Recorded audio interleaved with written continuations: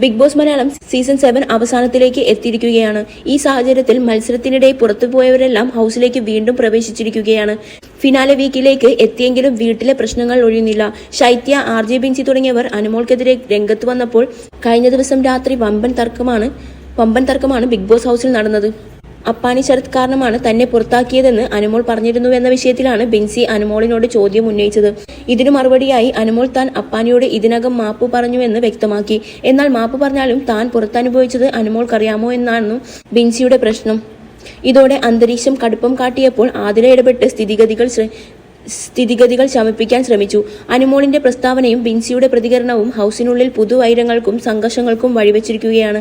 നീ അന്ന് white dress ഇട്ട് ക്ലീവേജ് കാണിച്ച് അപ്പാനിയുടെ അടുത്ത് പോയിരുന്നു എന്ന് അനുമോൾ പറഞ്ഞെന്നുള്ള ആദിലയുടെ പരാമർശമാണ് വിവാദത്തിന് തുടക്കമായത്. ഈ പ്രസ്താവനയോടെ ഹൗസിനുള്ളിൽ സംഘർഷം വഷളായി. അക്ബർ, കലാഭവൻ സരിക എന്നിവർ അനുമോളിനെ വിമർശിച്ചു. വിവാദം കടുപ്പമായതോടെ അനുമോൾ മറുപടി നൽകി. അപ്പാനി തന്നെയാണ് അവളാണ് ഇങ്ങോട്ട് വന്നത്, താനല്ല അങ്ങോട്ട് പോയത് എന്ന് പറഞ്ഞത്. ഇതോടെ അപ്പാനി ബിൻസിയോട് നേരിട്ട് ചോദ്യം ചെയ്യാനെത്തി. അപ്പാനി ചോദിച്ചു, ഞാൻ എപ്പോഴെങ്കിലും നിന്നോട് വന്നിരുന്നിട്ടുണ്ടോ? മോശമായി പെരുമാറിയോ? സംസാരിച്ചോ? എന്നതിന് ബിൻസി ഇല്ല എന്ന് മറുപടി നൽകി. തുടർന്ന് നീ എനിക്ക് അടുത്ത് വന്നപ്പോൾ ഞാൻ വേണ്ടെന്ന് പറഞ്ഞിട്ടുണ്ടോ എന്നും അപ്പാനി ചോദിച്ചപ്പോൾ ബിൻസി അതിനും ഇല്ല എന്ന് മറുപടി നൽകി. സംഭാഷണത്തിനിടെ ബിൻസി ആരോപിച്ചു, സ്വന്തം കഴിവ് കൊണ്ടല്ല പുറത്ത് കാശ് എണ്ണിക്കൊടുത്തതുകൊണ്ടാണ് അനുമോൾ ഇവിടെ തുടരുന്നത് എന്ന പ്രസ്താവനയിൽ വിഷയത്തെ കൂടുതൽ ചൂടേറി.